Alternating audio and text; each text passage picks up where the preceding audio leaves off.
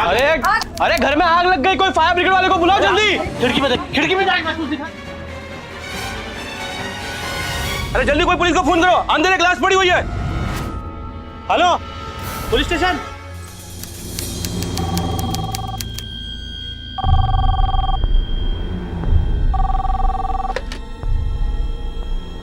Hello, inspector Amod Mishra बोल रहा हूँ।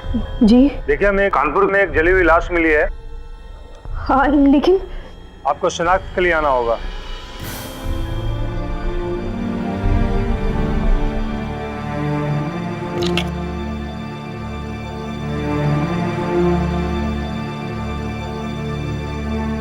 बेटा सुनिए, मीरा दीदी। कहा हुआ मीरा को? पुलिस का फोन था, लाश मिली है। ये कहा कह रही हो बहू? माँ जी शिनाख्त के लिए बुलाया।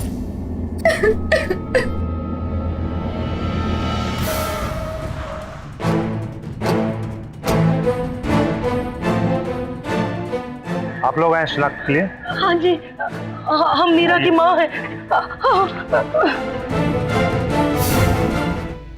24 साल की मीरा कानपुर से लगभग 60 किलोमीटर दूर बिंदकी गांव में रहती थी।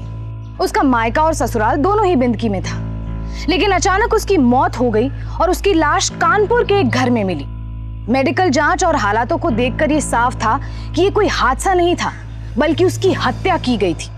लेकिन यहाँ सवाल ये था कि मीरा अपने मायके और ससुराल से इतनी दूर यहाँ क्या कर रही थी, या क्या किसी ने उसे यहाँ पहुंचाया था? एक मौत कई सवाल छोड़ जाती है, और मीरा की मौत के बाद भी कई सवाल उठे थे। आखिर क्या राज था मीरा की मौत का, और किसने उसे इस अंजाम तक पहुंचाया था? आइए जानते हैं इन सारे सवालों के जवाब। हेलो, बधाई हो समधन जी, आप नानी बनने वाली हैं। कहा हम नानी बनने वाले हैं? अरे प्रकाश, ए दुल्हन, यहाँ, अरे हम नानी बनने वाले हैं। अरे भाई, हम तो नानी बनने वाले हैं। हाँ, नानी बनने वाली हो आप, नानी और हम दादी। का आपको हमारी बात पे विश्वास नहीं हो रहा है का? तो लीजिए, आप अपनी बिटिया से ही बात कीजिए। अरे बिटिया, आओ तो अम्मा से बात करो। जाओ जाओ, बात करो बात करो। लो बिटिया। हाँ अम्मा, कैसी हो? हम अच्छे हैं बिटिया, तुम कैसी हो? और तुम्हारी आवाज सुनने के बाद तो हमारी तबीयत एकदम में ठीक हो गई है। देखो, हम नानी बनने वाले हैं भाई। अच्छा सुनो, एक बात अब ध्यान से सुनो, जरा तुम अपने ऊपर भी ध्यान दो, समझी? और समय समय पे डॉक्टर से जांच पड़ताल कराती रहना, ठीक है? और सुनो, और खाना पीना ठीक से जान लो। हाँ खुश रहो बिटिया।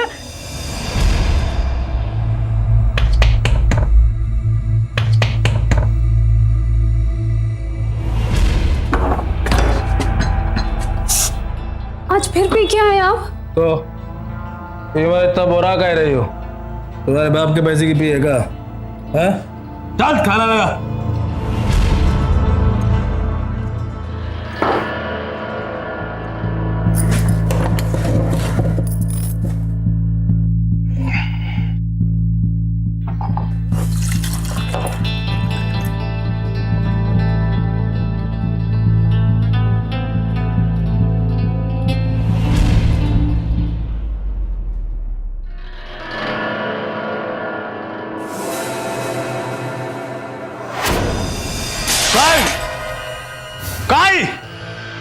जबान चलाते हुए बहुत ही तेज चलती है तुम्हारी जबान। खाना बनाते हुए भूसा भर जाता है तुम्हारे दिमाग में। अम्मा को डॉक्टर ने कम नमक खाने के लिए बोला, बस इसीलिए कम नमक डालोगे।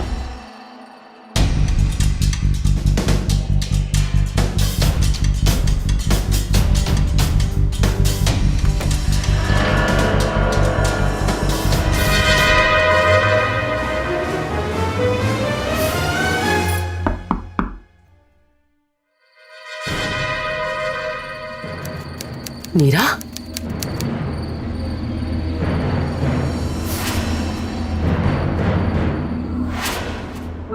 देखो बिटिया, शादी के बाद तो पति पत्नी में ये सब लड़ाई झगड़ा लगा ही रहता है। दिल को ताड़ बना के मन में न रखो जरा सी बात को। पर अम्मा, अरे तनी सोचो तो सही, अगर तुम यहाँ पर बनी रही तो दुनिया क्या कहेगी? है तुम्हारे साथ साथ 10 बातें हमें सुननी पड़ेंगी भाई। अगर ये बात है अम्मा तो एक काम करो, तुम ही हमें जहर दे दो, पर उस घर तो हम नहीं जाएंगे। अरे कैसी बातें कर रही है दीदी, किसी हालत में ऐसी बातें नहीं करते। तो और कहाँ गए भाभी, हमारी तो कोई सुनने कोई तैयार नहीं है। देखो मीरा, तुम परेशान ना हो, अभी अंदर जाओ और आराम करो। हम देखते हैं कि क्या करना है उन लोगों का, ठीक है?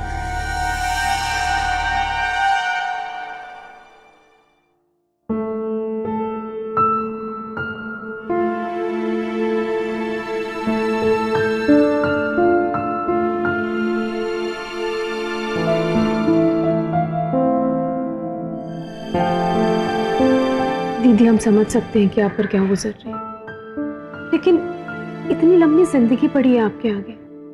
हमारा मतलब है कोई तो रास्ता होगा कि ये सब कुछ ठीक हो सके। आपको क्या लगता है भाभी, हमने नहीं सोचा होगा इस बारे में? कितनी कोशिश की, पर 1 साल से वही रवैया, हम और नहीं सह सकते हम। दीदी हम ये नहीं कह रहे कि आप वहां वापस चले जाएं। भाभी कभी कभी तो लगता है कि हमारे होने वाले बच्चे के सामने भी हमें मारेंगे पीटेंगे। हमें नहीं जाना है वापस। अच्छा सुनो, पहले हम लोग जो नमस्ते बहन जी। आप लोग बहन जी आप ही बताइए, अगर आपकी बहू रिया बिना बताए घर से भाग जाए तो कैसा लगेगा आपको? सोचिए, अगर बाहर लोगों को पता चल गया ना तो ना आपकी इज्जत रहेगी और ना हमारी। आप ठीक कह रही हैं, लेकिन हम सब भुला के अपनी मीरा को लेने के लिए आए ना घर, ताकि लोगों का मुंह बंद हो सके और कोई उंगली ना उठा सके। लेकिन तुम चुप ही रहो, अंदर जाके चाय नाश्ते का इंतजाम करो, जाओ।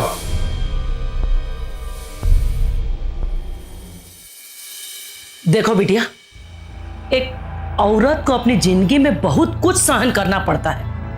अरे ये तो किस्मत है तुम्हारी जो ऐसा ससुराल वाले मिले हैं। मत नहीं, बदकिस्मती है हमारी। अरे अब गुस्सा थूको, वो लोग सब कुछ भूल भाल के तुम्हें घर ले जाने के लिए आए हैं, और एक तुम हो। देखो जाओ उनके साथ, यही में तुम्हारी और हम सब की भलाई है। अम्मा हम उनके साथ नहीं जाएंगे, आप जाके कह दो उनसे। अरे बात तो सुनो। हम माँ जी,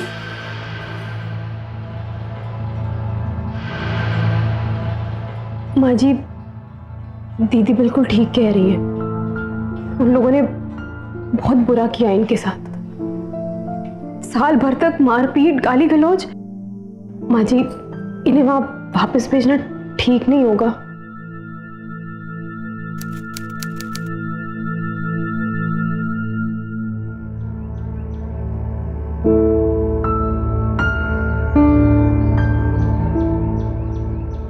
अरे दीदी आप यहाँ बैठी हैं और हम आपको पूरे घर में ढूंढा है। कहो ना भाभी, आप ना ऐसे चुप चुप बिल्कुल अच्छी नहीं लगती है।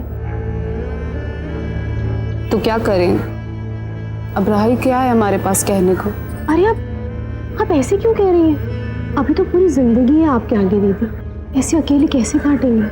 दीदी आपके भैया एक बार हमसे कह रहे थे कि शादी से पहले आप कोई नौकरी करना चाहती थी, पर माँ जी ने आपकी शादी करवा दी। तो हम ये सोच रहे थे कि तब नहीं कर पाई, वो अब क्यों नहीं कर लेती? भाभी अब कौन नौकरी देगा हमें? अरे अम्मा, लड़की का ज्यादा दिनों तक मायके रहना ठीक बात नहीं है। आपको उसके ससुराल जाने की कोई चिंता है कि नहीं? तुमको क्या लगता है कि हमको कोई? ब्रजेश जी नमस्कार। धन्यवाद। नमस्ते चाचा जी। नमस्ते बेटिया। ये क्या हाल बना रखा तुमने अपना? तबीयत ठीक नहीं है क्या? अरे नहीं नहीं, वो जरा सर्दी जुकाम हो गया रहा। वैसे मीरा, हम तुमसे कहे थे ना कि कमरे में ही रहना। अरे किसी चीज का जरूरत है तो अपनी भाभी को कहो, नहीं तो हमको बोल दो। अम्मा वो, अरे अब ये वो ना करो, जाओ अपने कमरे में जाके आराम करो। हाँ ब्रजेश जी, ये बताइए कि वो हमारे हाईवे वाली जमीन के केस का क्या हो रहा है? अरे 10 साल तो हो गया और 5 साल से आप कहते हैं कि आज फैसला आएगा, कल फैसला आएगा। कब होगा फैसला? भाभी जी, आप तो जानती हैं कोर्ट कचहरी का काम। इस बार उम्मीद है कि अगली सुनवाई में फैसला हमारे ही पक्ष में आ जाए।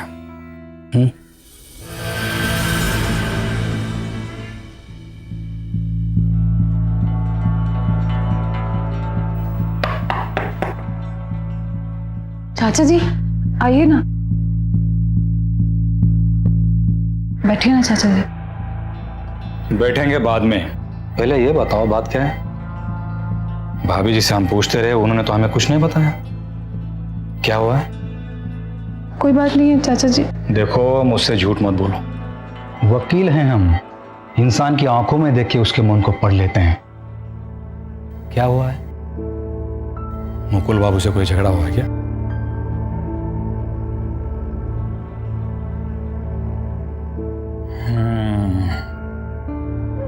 देखो बेटिया, हम तुम्हारे पिताजी के अच्छे दोस्त होने के नाते मैं तुम्हें बेटी की तरह मानता हूं। क्या हुआ है? चाचा जी, मुकुल मुझ पे हाथ उठाते हैं।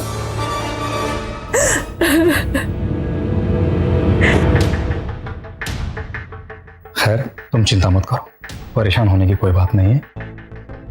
ये मेरा विजिटिंग कार्ड रख लो, कभी भी कोई भी चीज की जरूरत पड़े मुझे कॉल करना। आजकल मैं कानपुर में प्रैक्टिस करता हूँ। अरे जल्दी करो भाई। हाँ, बस 1 मिनट आए। अरे और कितना टाइम लगाओगी? अरे वो पता नहीं, हमारा मोबाइल कहीं नहीं मिल रहा है। अरे बहुत देर हो चुकी है, तुम्हारे फोन के चक्कर में ट्रेन छूट जाएगी। और वैसे भी वो फोन किसी काम का तो रहा नहीं, और हम पैसे दे तो रहे हैं। मायके जाके एक नया फोन और सिम कार्ड खरीद लेना अपने लिए। चलो अभी जल्दी। ठीक है। अच्छा माँ जी, चलते हैं। खुश रहो दुल्हन, संभाल के जाना है जी। चलते हैं दीदी।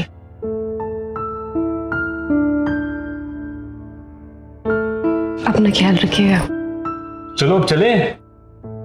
चले।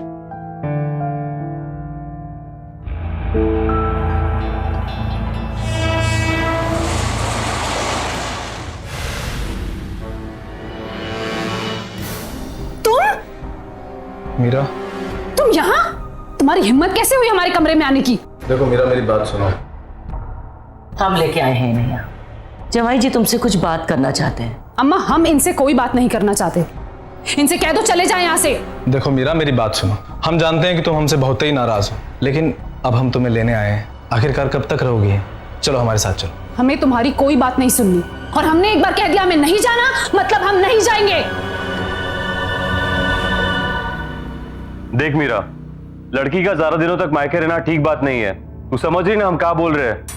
मान जाओ और अपने घर चली जाओ खुशी से। देखिए भैया, हमें भी यहाँ पे इस तरह रहने में कोई खुशी नहीं मिल रही है, लेकिन अगर आप चाहते हैं ना कि हम यहाँ नहीं रहे तो हम कहीं और चले जाएं, लेकिन अपनी ससुराल कभी नहीं जाएंगे। हाँ तो ठीक है ना, ना जाओ ना जाओ, बैठी रहो यहीं हमारी छाती पे, मुंह दलो बैठ के। क्या होगा है? क्या होगा? ज्यादा से ज्यादा लोग हमारे ऊपर थूकेंगे, हमें 10 बातें सुनाएंगे, बेइज्जती करेंगे, पर तुम तो खुश रहोगी ना।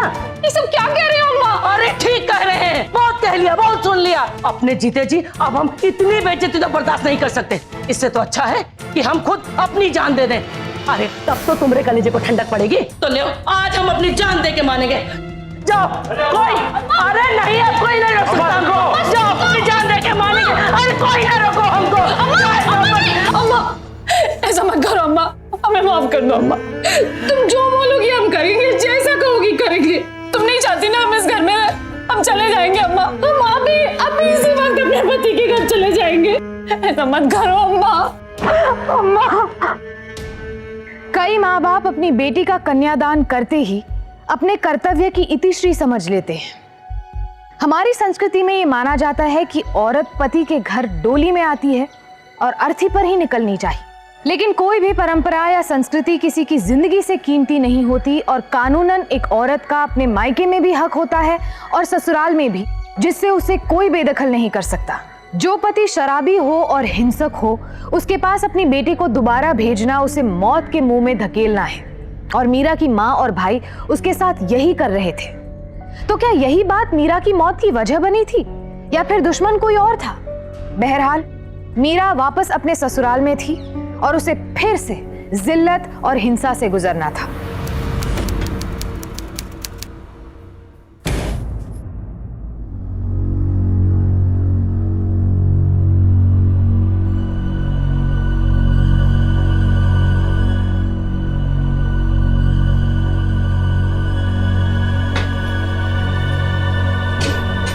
क्या लगता है तुमको?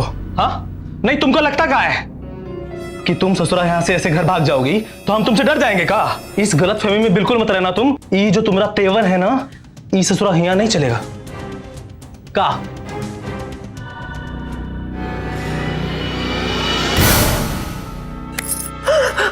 ज्यादा चालाकी दिखाने की जरूरत नहीं है। अपने घर पर अगर हमारे खिलाफ आग भड़काने की कोशिश की ना तो हम तुम्हें जान से मार देंगे।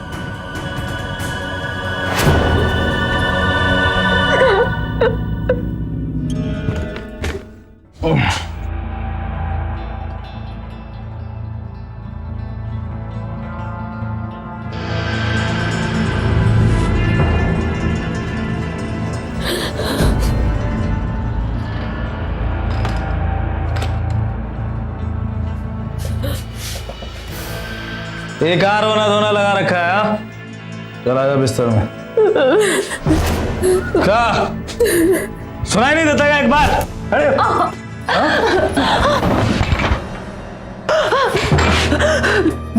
हमें धक्का देती है हाँ? हमको? अब बताते हैं हम तुम्हारे साथ क्या कर सकते हैं। हाँ?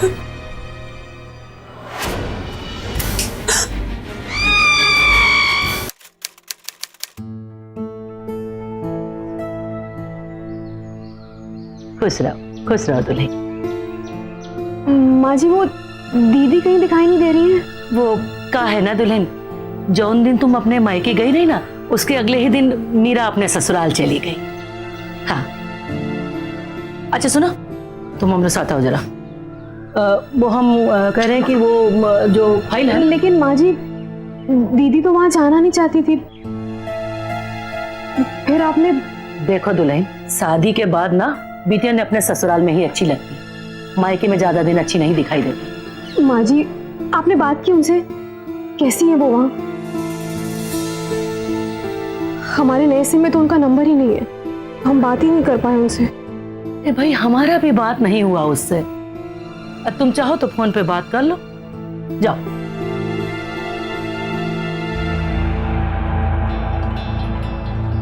आपके द्वारा डायल किया गया नंबर फिलहाल स्विच ऑफ है।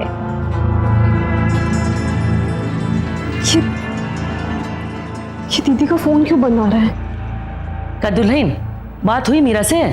नहीं माँ जी, उनका तो फोन ही नहीं लग रहा है। हमें तो बहुत चिंता हो रही है उनकी। तो दामाद जी को फोन कर लो। उनका तो नंबर ही नहीं है हमारे पास। अब देखो हमारे फोन में होगा ना, उसमें बात कर लो। चलो हम ही कर लेते हैं।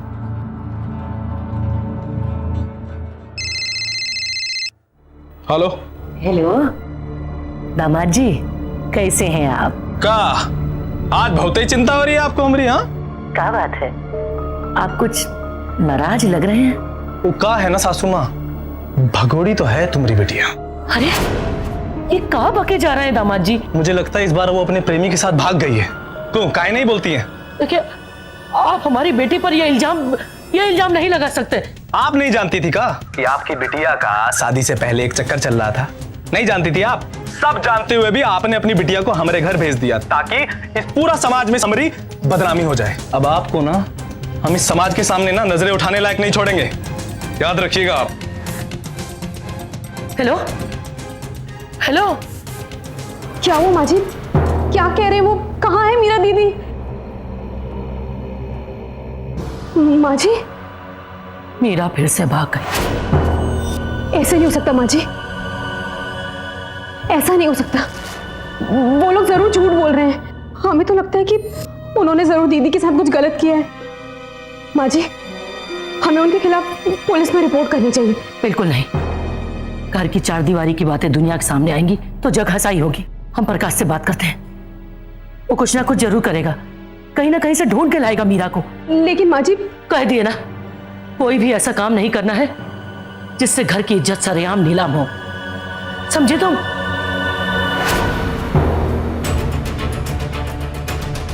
क्या हुआ, कुछ पता चला? माँ हमने हर जगह ढूंढा, सबको पूछा, लेकिन कुछ समझ में नहीं आ रहा कहाँ चली गई है मीरा।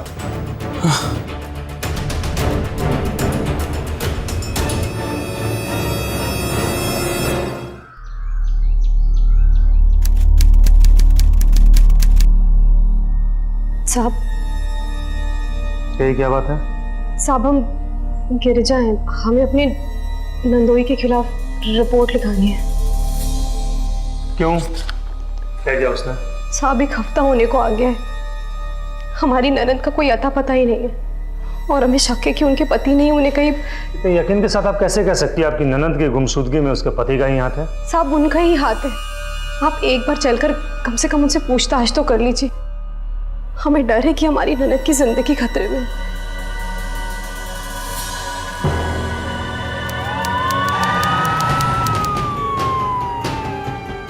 ठीक है, बुलाओ सर।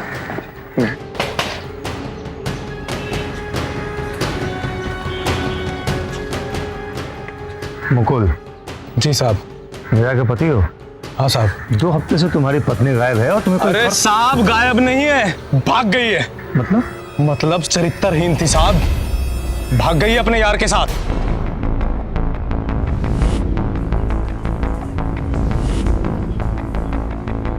माँ जी, वो इंस्पेक्टर साहब को आपसे कुछ पूछना है। का इंस्पेक्टर, तुमको मना किए थे ना पुलिस थाने जाने से, तो फिर? आप ही है मीरा की माता जी? जी। मीरा के पति ने हमें बताया कि शादी के पहले मीरा का किसी दूसरे आदमी के साथ में चक्कर था। आप बता सकती हैं कि वो लड़का कौन है? इंस्पेक्टर साहब, हमें सिर्फ उसका नाम पता है, इससे ज्यादा हम उसके बारे में कुछ नहीं जानते। क्या नाम है उसका? पवन शुक्ला। क्या लगता है आपको, आपकी बेटी उसी के साथ भागी है? हमें तो समझ में नहीं आ रहा है कि ये सब क्या हो रहा है। चलिए ठीक है, हम पता लगाने की कोशिश करते हैं कि आपकी बेटी कहाँ है। इस बीच में अगर उस लड़के के बारे में आपको कोई भी जानकारी मिले, आप हमें बताइएगा।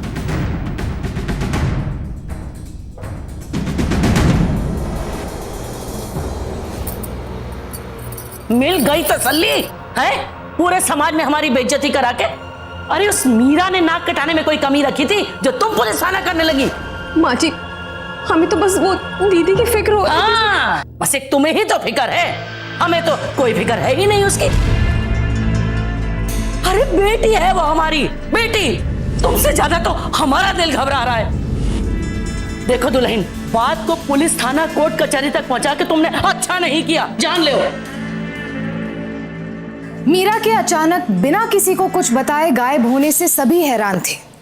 यहाँ अफसोस की बात यह थी कि उसकी माँ शकुंतला भी एक औरत थी और सास भी, लेकिन मीरा की फिक्र सिर्फ उसकी भाभी को थी। अगर भाभी गिरिजा ने मीरा से बात करने की कोशिश नहीं की होती तो उसके गायब होने की बात भी पता नहीं चलती। गिरिजा ने समझदारी दिखाते हुए फौरन पुलिस में रिपोर्ट की और मीरा की तलाश शुरू हुई। लेकिन अगर मीरा अपने मायके और ससुराल में नहीं थी तो फिर कहाँ थी?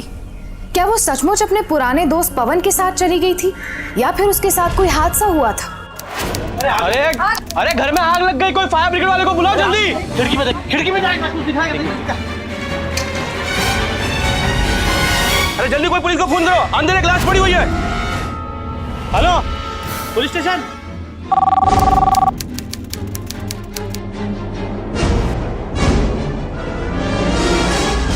पुलिस का फोन था, लाश मिली है। कानपुर के जिस घर से मीरा की डेड बॉडी मिली है, वहां के आसपास के लोगों का कहना है कि वो घर किसी विशाल नाम के लड़के का है जो अक्सर वहां आया जाया करता था। ये स्केच पहचानते हैं आप इसे? जी नहीं। आप पहचानती हैं? ये तो साहब, जब हम नहीं जानते तो वो कैसे जानेगी?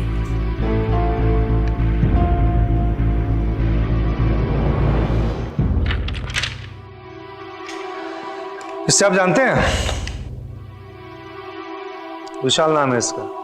नहीं साहब, इसको तो हम नहीं जानते हैं, लेकिन एक बात हम अच्छी तरह से जान गए हैं साहब कि हमारा शक एकदम सही था। ये मीरा का एक आदमी के साथ चक्कर नहीं था, बहुत ही सारे आदमी के साथ चक्कर था।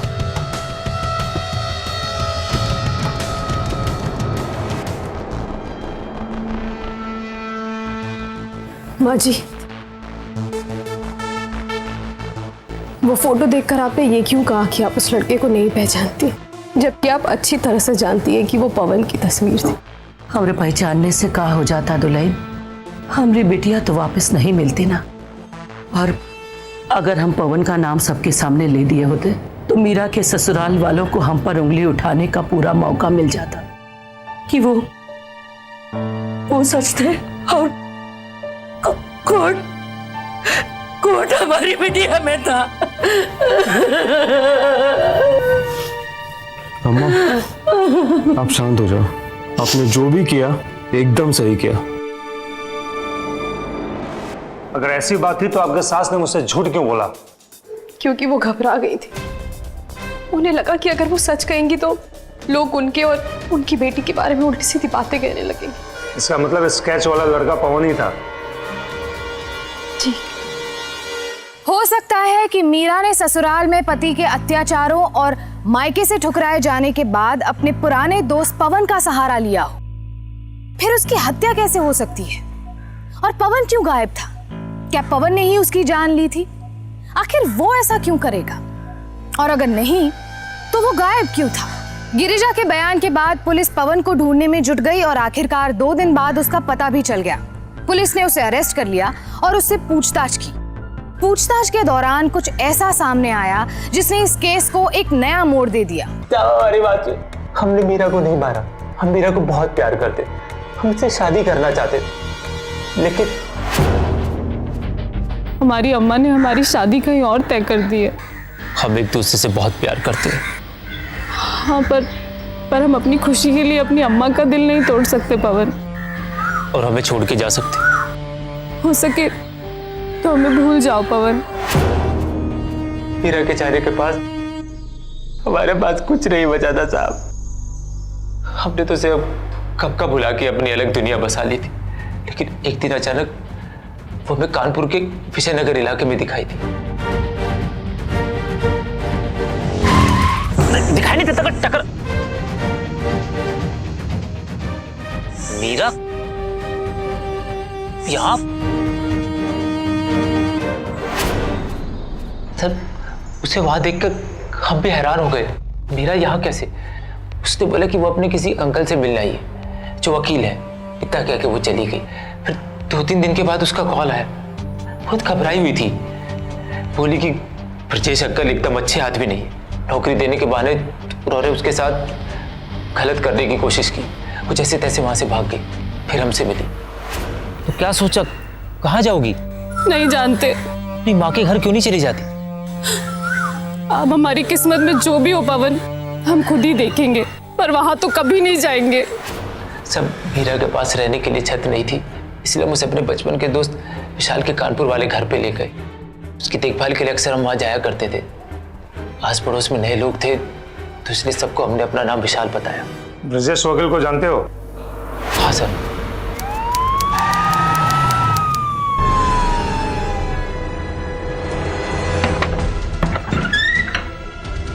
ब्रजेश? हाँ जी, क्या बात है? ये क्या बात है? सच बताते हैं। हमने तो उसे सिर्फ नौकरी दिलवाने के लिए अपने पास बुलाया था, लेकिन एक रात हमने कुछ ज्यादा ही पी ली थी, थोड़े बह गए थे हम।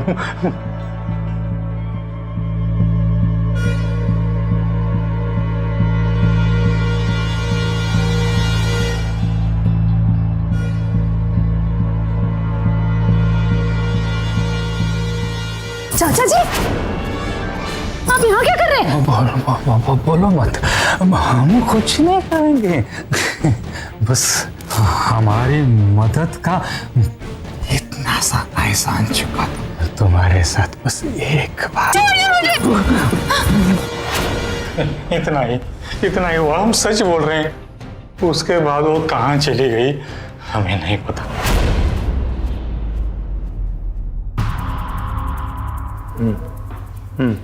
ठीक है, मैं पहुंचता हूँ। साहब, कुछ पता चला दीदी को किसने? देखिए, अभी तक जितनी बातों का पता चला है उसके आधार पर शक तो 3 लोगों पे जाता है। पवन, ब्रजेश और मीरा का पति मुकुल। लेकिन हैरानी वाली बात यह है कि अभी तक कोई ठोस सबूत नहीं मिला इनके खिलाफ हमें। मीरा वशिष्ठ की हत्या का केस दिन पे दिन उलझता जा रहा था। पुलिस को मीरा के पति मुकुल, वकील ब्रिजेश और पुराने दोस्त पवन पर सिर्फ शक था, लेकिन उन्हें अब तक ऐसा कोई भी सबूत नहीं मिला था जिससे असली कातिल का पता चल सके। गिरिजा और पुलिस की तमाम कोशिशों के बावजूद अब तक कोई नतीजा नहीं निकल पाया था। दिन गुजरते जा रहे थे और मामला अब शांत पड़ने लगा था, लेकिन भाभी गिरिजा ने अपनी ननद के कातिल की खोज नहीं छोड़ी थी। इसलिए इस केस की फाइल बंद होती उसके पहले उसके हाथ कुछ ऐसा सबूत लगा जिसने डेड एंड पर पहुंच चुके इस केस को सुलझाने में सबसे अहम भूमिका निभाई।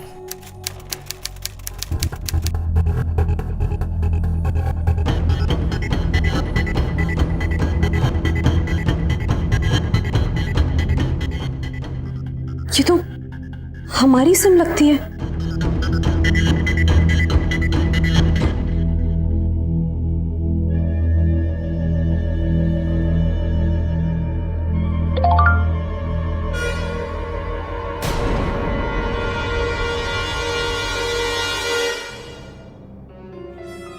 सुन जी, मैं जब माँ के घर गई थी तो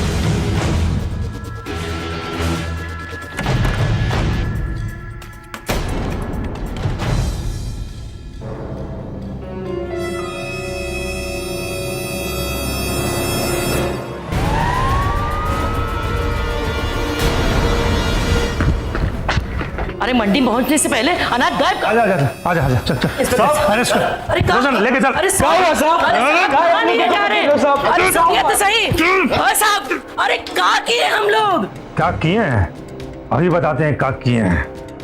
ये एसएमएस मीरा ने मरने से पहले गिरजा को भेजा था। भाभी हम कानपुर में हैं, भैया और अम्मा ने हमें यहाँ देख लिया है पवन के साथ। पता नहीं क्या सोचते होंगे हमारे बारे में। आपका फोन नहीं लग रहा है, मैसेज मिलते ही फोन कीजिएगा। और बड़ी ही चालाकी से प्रकाश ने ये फोन गायब कर दिया।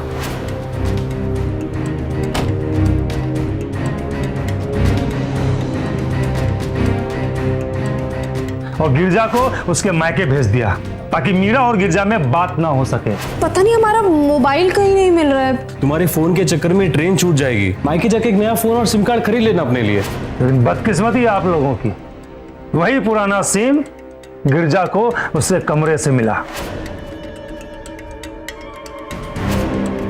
अरे साहब, अरे झूठ बोल रही है अपनी दुल्हन। अरे हम लोग तो पिछले 1 महीने से कानपुर गए नहीं है। हाँ, गिरजा झूठ बोल रही है, वो गलत है। प्रमाण है हमारे पास।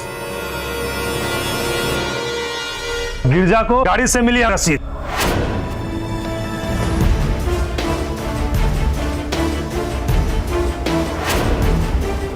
और इसमें वही तारीख लिखी हुई है जिस तारीख को मीरा की हत्या की गई है। आप सच कह रहे हैं साहब, हमें भी अच्छे से याद है उस दिन प्रकाश भैया को एक फोन आया था। तुम्हें पक्की खबर तो है ना कि मीरा कानपुर में ही है? ठीक है, चलो भी फोन रखो, हम बाद में बात करते हैं। और फोन आने के तुरंत बाद ये लोग निकल गए थे यहाँ से। हाँ, और इससे ये कहाँ साबित होता है कि हम लोगों ने मीरा को मारा है साहब? अरे भला आप ही बताइए, कोई सगी माँ अपनी सगी बेटी को कभी मार सकती है क्या? बिल्कुल मार सकती है। अगर एक सगी माँ अपनी बेटी से ज्यादा अपनी झूठी इज्जत को प्यार करे तो जरूर मार सकती है। वही किया तुम लोगों ने। उसका सबूत है ये साड़ी, ये साड़ी जो प्रेस से नहीं जली है। सही कहा ना मैंने? मीरा को मारने के बाद उसे गले से अपनी उंगलियों के निशान मिटाने के लिए जब तुम लोग उसे जला रहे थे तब जली है ये साड़ी।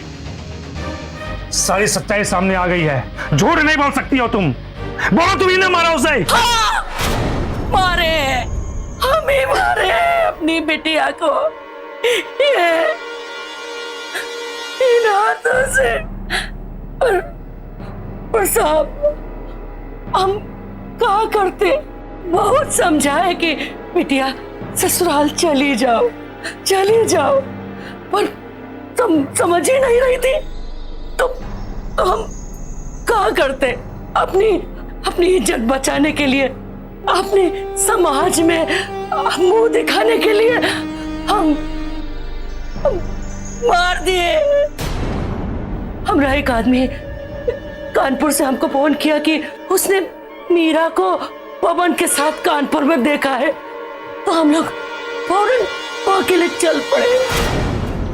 ओफो, अरे पूरा दिन भटकते भटकते बीत गया कानपुर में। तुम ये बताओ कि यही कानपुर में ही देखे थे कि कहीं और देख लिए थे? हाँ?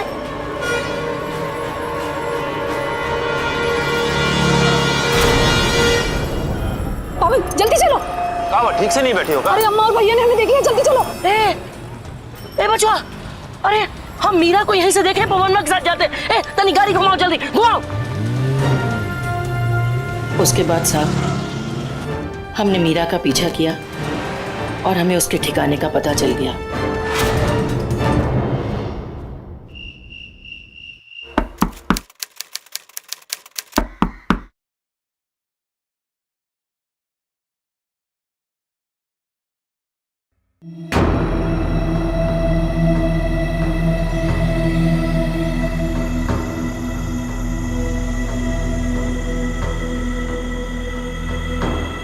अम्मा,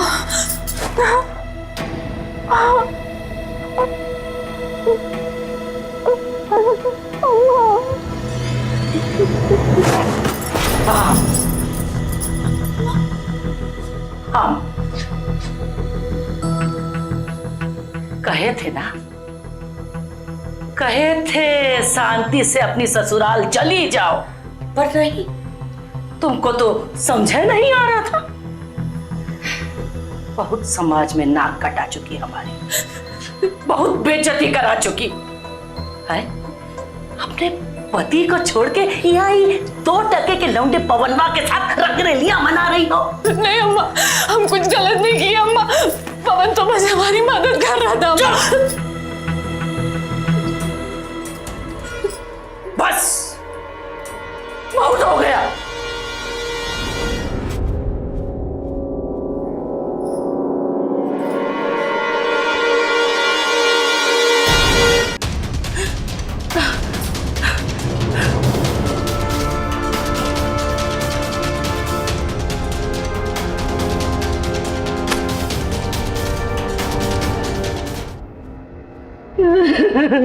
माँ जी, और आप दोनों कैसे मीरा दीदी को मार सकते?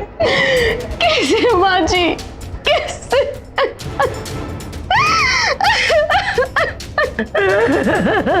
लेके चलो दोनों को। चलो चलो चल।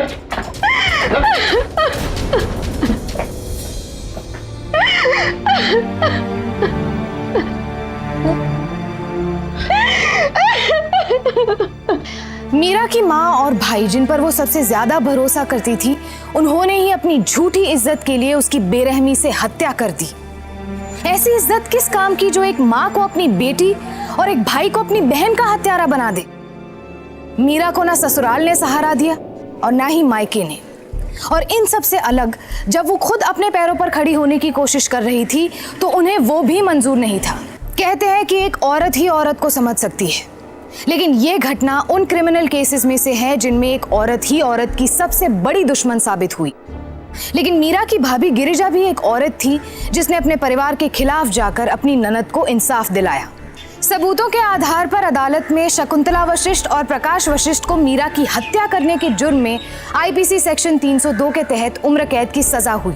साथ ही मीरा के पति और सास को भी मीरा को मेंटली और फिजिकली टॉर्चर करने के लिए आईपीसी सेक्शन 498A के तहत 3 साल की सजा हुई।